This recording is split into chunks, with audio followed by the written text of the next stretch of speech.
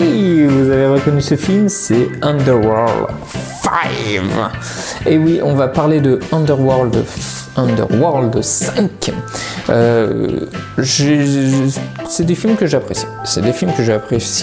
En fait, les premiers j'ai adoré et petit à petit, plus ils faisaient des suites, moins j'ai adoré. Mais j'aimais bien quand même un petit peu le concept et tout, les vampires, les licans.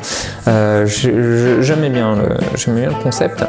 Et du coup, j'attendais quand même ce film avec impatience, même si je savais que ça allait être un petit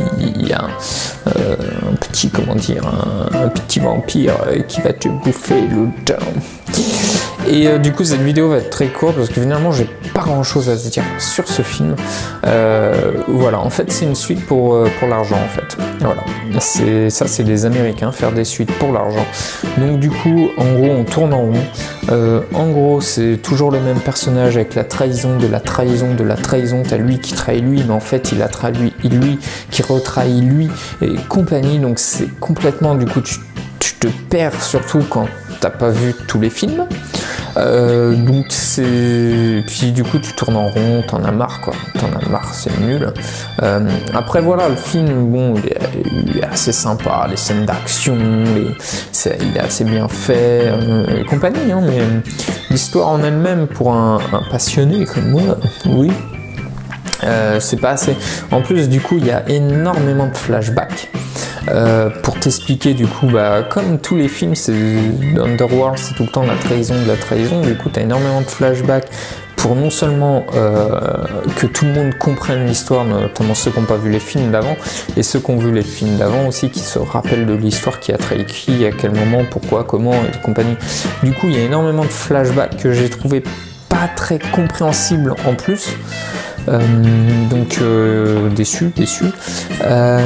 Et c'était censé être le dernier film normalement.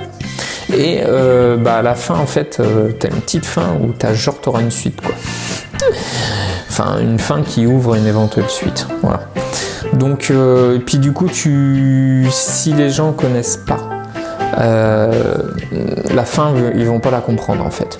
Donc du coup, ouais, film sympa, mais c'est pas le meilleur quoi. Sympa pour les scènes d'action, les effets spéciaux et compagnie, mais niveau histoire, voilà, c'est top. Alors honnêtement, soit ils refont des films, mais là ils changent, ils partent sur du nouveau, un espèce, donc ils peuvent, vu comment ça se termine, ils peuvent repartir sur un reboot en oubliant tout le passé, mais que ce soit une suite mais en oubliant tout le passé, ou alors il faut encore une suite sur la trahison de la trahison, mais là stop. Donc on va voir ce qu'ils vont faire. Si vous avez un peu de temps, il est sympa à regarder, notamment si vous avez vu les autres films, parce que voilà, pour la suite.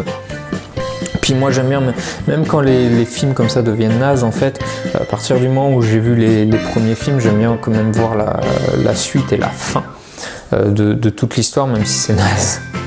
Le mec il se lui-même quoi. Donc voilà, dites-moi vous ce que vous pensez, je serais très intéressé parce que voilà, c'était une franchise que j'appréciais. Donc je voudrais savoir, est-ce que je suis le seul à avoir ce petit ressenti. Et n'hésitez pas à commenter, partager, abonnez-vous pour ne rien manquer. Et moi je vous dis à la prochaine fois. Bye bye.